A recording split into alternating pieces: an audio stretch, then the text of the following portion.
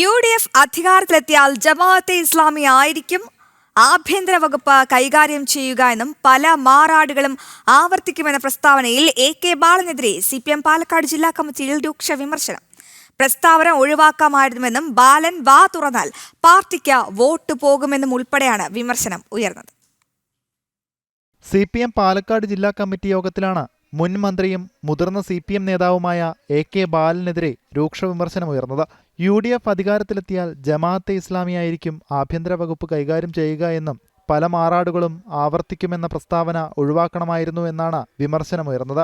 AK ബാലൻ വാ തുറന്നാൽ പാർട്ടിക്ക് വോട്ട് പോകും. ചുമതലയില്ലാത്ത ബാലൻ എന്തിന് മാധ്യമങ്ങളെ കാണണം? അബദ്ധ പ്രസ്താവനകൾ നടത്തി പാർട്ടിയെ പ്രതിസന്ധിയിലാക്കരുത് എന്നും തെരഞ്ഞെടുപ്പ് സമയത്ത് ഇത്തരം പ്രസ്താവനകൾ ഒഴിവാക്കണമെന്നും ജില്ലാ കമ്മിറ്റിയിൽ വിമർശനമുണ്ടായി. കൂടാതെ CPI സംസ്ഥാന സെക്രട്ടറി ബിനോയ് വിശ്വത്തെ നാലാംകിട നേതാവെന്ന് വിമർശിച്ച ജില്ലാ സെക്രട്ടേറിയറ്റ് അംഗം S അജയകുമാറിനെതിരെയും വിമർശനമുണ്ടായി.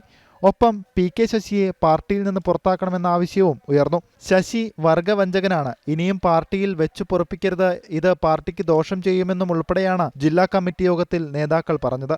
ജനം, പാലക്കാട്.